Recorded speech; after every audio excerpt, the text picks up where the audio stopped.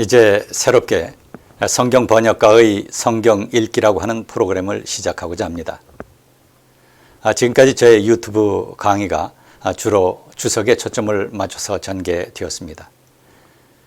독자분들 중에 성경 전체를 파악할 수 있는 개론적 안내를 해줬으면 좋겠다라고 하는 제안이 있었습니다.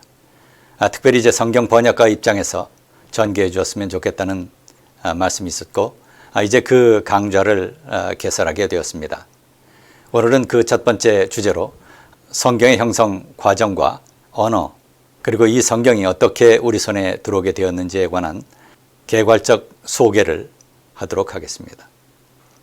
이어서 성경 66권 전체의 문학적 구조와 중심 내용을 낫권별로 살펴보는 시간을 갖도록 하겠습니다. 우선 지극히 상식적인 얘기부터 하겠습니다. 우리가 읽고 있는 성경은 성경 사본을 번역한 것입니다. 구약은 히브리 사본, 그리고 신약은 헬라어 사본을 번역한 번역 성경입니다. 예수 그리스도 이전에 쓰여진 성경을 구약이라고 하고, 예수 그리스도 이후에 예수 그리스도와 그 제자들의 삶과 가르침을 다루고 있는 책이 신약 성경입니다. 이 구약과 신약이라고 하는 말, 라틴어로 베투스 테스타멘툼, 그리고 노붐 테스타멘툼, 이렇게 부르는 구약과 신약이라고 하는 말은 교부 시대부터 대략 2세기에서부터 4세기경 이때부터 사용하기 시작된 표현입니다. 200년을 전후로 해서 활동했던 테르툴리아누스라고 하는 교부와 그리고 3, 4세기에 활동했던 락탄티우스라고 하는 교부, 대략 250년에서 325년경까지 살았던 그러한 분입니다. 바로 이렇게 2세기에서 4세기경에 사용되기 시작했고요. 그리고 그 성경적 근거는 히브리서 8장에 해당됩니다. 여기 히브리서 8장에 언급되어 있는 옛 언약과 새 언약 사이의 관계를 기초로 한 것입니다. 이것을 바탕으로 해서 구약 성경을 예수 그리스도 이전의 약속이라고 하는 의미에서 구약이라고 했고요.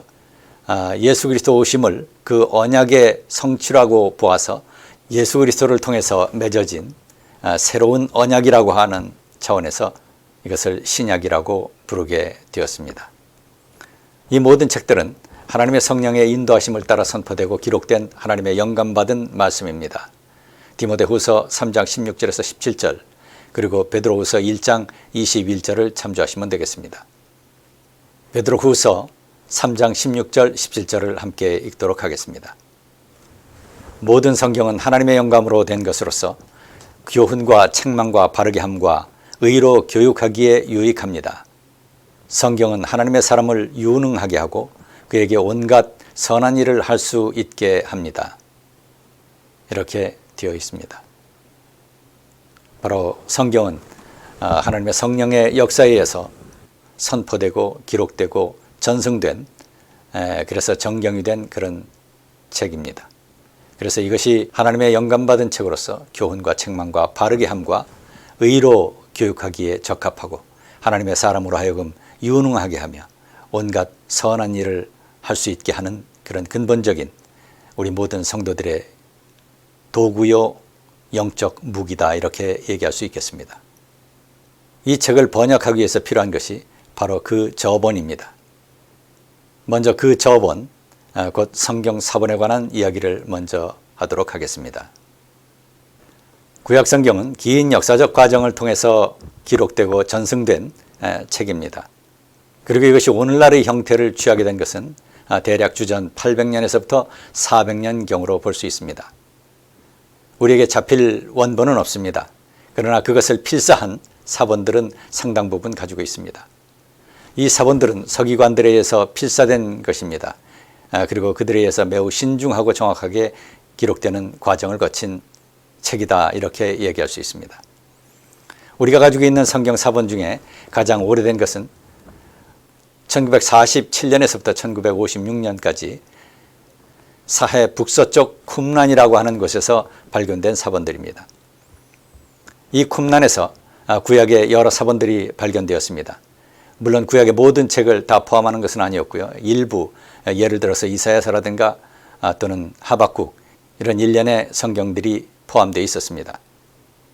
그리고 성경을 번역할 수 있을 만큼 가장 온전한 사본으로서 가장 오래된 사본은 레닌그라드 도서관에 소장되어 있는 레닌그라드 사본입니다. 이 사본은 1008년에 필사된 사본입니다. 오늘날 성경 번역의 대부분은 바로 이 사본을 바탕으로 해서 진행됩니다. 놀라운 것은 주전 100년경에 필사된 쿰란 사본과 주후 1008년에 필사된 이 레닌그라드 사본과 거의 큰 차이가 없다라고 하는 점입니다. 이것은 이제 성경 사본이 얼마나 정확하게 잘 보존되어 있는가라고 하는 것을 보여주는 중요한 예가 되겠습니다. 사본들은 본래 양피지나 파피루스에 기록되어서 두루마리의 형태를 가지고 있었습니다. 그런데 이제 주후 3세기경부터는 오늘날과 같은 책의 형태로 기록돼서 전승되게 됩니다. 자, 이것을 코덱스라고 합니다. 신약성경에서 가장 오래된 사본은 주후 125년경 파피루스에 필사된 사본으로서 요한복음의 일부를 기록한 사본입니다. 성경 번역에 주로 사용하는 가장 오래된 것들로는 주후 4세기에 필사된 코덱스 바티카누스라든가 코덱스 시나이티쿠스가 있습니다. 이 사본들을 기초로 해서, 특별히 코덱스 바티카누스를 기초로 해서 편집된 절충 본문이 있습니다. 이것이 노붐 테스타멘툼 그라체라고 하는 것이고요.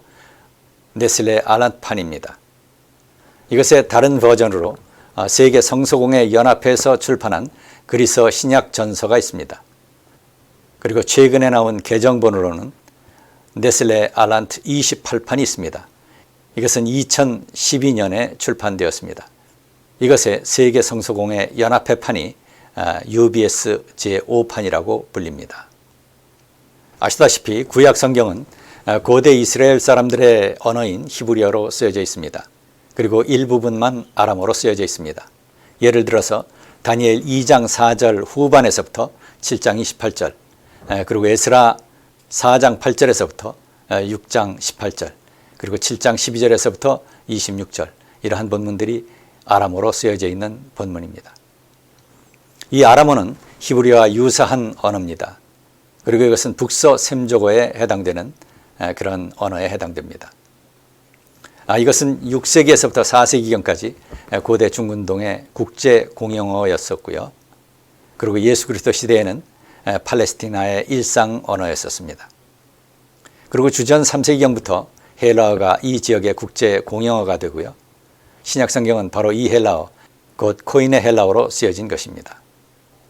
신약성경의 책들은 대개 주후 50년에서부터 100년경에 쓰여졌고요. 그리고 각 책은 서로 독립된 책으로 존재하다가 서서히 하나로 묶여지게 되었습니다. 현재 약 5,000개가 넘는 완전하거나 불완전한 사본들이 존재하고 있습니다. 그 중에 대부분은 지난 200년 사이에 발견된 사본들입니다. 완전한 필사본으로서 가장 오래된 사본, 이것은 조금 전에 언급한 주후 4세기 사본으로서 코덱스 바티카누스라든가 코덱스 시나이티쿠스가 있습니다. 신약성경에는 27권의 정경이 포함됩니다. 그리고 이 정경화 과정은 약 300년간의 시간을 필요로 하였습니다. 우선 100년에서부터 125년경에 사도 바울의 편지 모음집이 있었을 것이라고 추정되고요. 그리고 100년에서부터 150년 사이에 사복음서가 한데 묶여서 출판되었을 것이라고 추정됩니다. 그리고 신약성경 목록 중에 가장 오래된 것이 무라토리 단편이라고 불리는 문서입니다. 이것은 180년에서부터 200년경 사이에 기록된 것으로 추정됩니다. 여기에 신약성경의 대부분이 이미 정경이 되었음을 보여줍니다. 그러나 최종적 정경의 선포는 주후 367년 당시 알렉산드리아의 주교였던 아타나시우스에 의해서 선포됩니다. 이때 아타나시우는 부활절에 보내는 자신의 편지에 당시의 거룩한 책으로 읽혀지고 있던 27권의 책을 정경으로 선포합니다. 그리고 393년에 히포 교회회의에서 수용하게 되고요. 그리고 397년에는 카르타고 교회회의에서 이것을 수용하게 됩니다. 이처럼 정경은 약 300년의 교회와 삶 속에서의 검증 과정을 거친 진리의 표준이다, 이렇게 얘기를 할 수가 있습니다. 그래서 이것을 카논이라고 부르고요. 이 카논이라고 하는 말은 길이를 재는 표준적인 자를 가리킵니다. 그래서 정경은 우리 신앙과 진리의 표준을 가리키는 책이다라고 하는 의미를 가진 말입니다. 바로 우리 기독교 정경에 해당되는 것이 구약 39권 그리고 신약 37권입니다. 이제 우리말 성경 번역의 역사에 관해서 간략하게 살펴보도록 하겠습니다. 우리말 성경은 1882년 중국 만주에서 선교사로 활동하던 스코틀랜드 장로회 소속 존 로스 목사에 의해서 처음 번역되기 시작합니다. 그래서 1882년에 누가복음과 요한복음부터 번역 출판되기 시작했고요. 이때 사용했던 저번이 중국어 성경인 물리가 있고요. 그 다음에 헬라어 성경, 그 다음에 KJV, 흠정역이죠. 그 다음에 ERV, 그래서 English Revised Version이라고 하는 성경이 사용되었습니다. 그리고 한편 일본에서는 이수정이라고 하는 분이 한문 성경을 우리말로 번역하게 됩니다. 그는 1882년 일본에 파견된 수신사들의 수행원 중에 한 사람으로 일본에 파견됩니다. 그때 일본에서 일본 농학자 스다센이라고 하는 분을 만나서 성경 진리를 배우게 됩니다.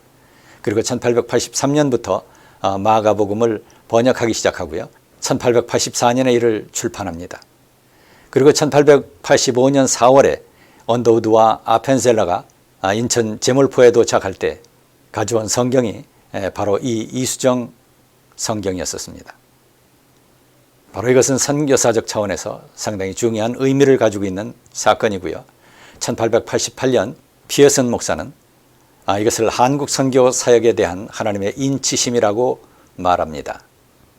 성경 번역의 이와 같은 초기 역사 이후에 언더우드와 아펜셀러 등의 선교사들을 주도로 해서 1900년에 신약 성경이 완역됩니다. 그리고 1910년에 구약 성경이 완역되고요. 1911년에 신구약 합본 성경이 출판되게 됩니다. 그리고 이제 1938년에 이 성경의 개정판이 나오게 됩니다. 이것이 개역 성경의 효시입니다. 그리고 1952년 신맞춤법 통일안에 의해서 수정되기 시작해서 1961년에 이르러서 개역 성경의 결정판이 출판되게 됩니다. 이 성경의 표지 연도는 1956년도로 되어 있습니다. 바로 이 성경이 오늘날까지 이르게 되었고요. 이 개역 성경은 다시 부분적으로 수정돼서 1998년 개역 개정판으로 출판되게 됩니다. 그리고 1971년에는 우리나라 캐톨릭과 개신교 학자들이 공동으로 번역한 신약 성서가 출판되고요. 1977년에는 구약과 외경을 포함한 공동 번역 성경 완역이 출판되게 됩니다. 그리고 1984년에서부터 1993년까지 약 10년에 걸쳐서 우리나라 개신교 성서학자들에 의해서 표준 세번역 성경이 한글 세대를 위해서 새롭게 출판되게 됩니다. 그리고 2001년에는 이 표준 세번역의 개정판이 성경전서 새번역이라고 하는 이름으로 출판됩니다. 천주교에서는 성경 번역에 큰 관심이 없던 것으로 보입니다. 그래서 상당히 오랜 기간 동안 중국어 성경을 발췌해서 사용하다가 1910년에 사복음서를 한글로 번역해서 사용하게 됩니다. 그리고 이제 1955년서부터 1963년까지 선종환 신부에 의해서 구약 성경의 일부분이 번역 출판됩니다. 그리고 1977년에서부터 2005년까지는 대한성소공회 출판 공동번역 성서를 사용하게 되죠. 그러다 1990년에 자체적으로 구약 성경을 번역하고요. 2003년에는 신약 성경을 완역하게 됩니다. 그래서 이제 2005년서부터 천주교 자체의 새 번역을 공인 번역본으로 사용하기 시작합니다. 자, 그러면 이제 끝으로 어떤 성경을 읽는 것이 좋을까라고 하는 주제를 잠시 언급하고 넘어가도록 하겠습니다. 우리말 성경에는 개역 성경과 그리고 개역 개정판, 그리고 표준 세번역, 그리고 공동 번역 성서가 대한성소공회에서 나온 성경입니다. 대한성소공회는 아시다시피 가장 공신력 있는 범기독교적 성서 번역 출판 기관입니다. 개역 성경은 우리에게 가장 익숙한 성경이지만 표현이 옛 표현이기 때문에 한글 세대가 읽기에는 적절하지 않는 문제점이 있습니다. 그래서 이 문제를 보완하기 위해서 개혁성경이 개정되었고요. 이것이 바로 1998년에 출판된 개혁 개정판입니다. 오늘날 대개 우리 교회에서 읽고 있는 성경이 이 개혁 개정판입니다. 그리고 새 번역은 히브리 원본에서 직접 번역한 성경으로서 우리 개신교 학자들에 의해서 한글 세대를 위해서 번역한 최초의 신구약 완역 성경에 해당됩니다. 그리고 공동번역 성서는 의역을 원칙으로 번역되었기 때문에 내용 전달은 상당히 잘 됩니다. 그런데 이것이 천주교와 공동으로 번역한 성서라고 하는 특징을 갖고 있고요. 그래서 새 번역이 한글 세대, 특히 청소년들에게 가장 적합한 번역이다 이렇게 얘기할 수 있겠습니다. 그래서 성경을 공부할 때는 개역 개정판과 그리고 표준 새 번역을 함께 놓고 대조해가면서 읽으면 많은 유익이 있으리라고 생각합니다.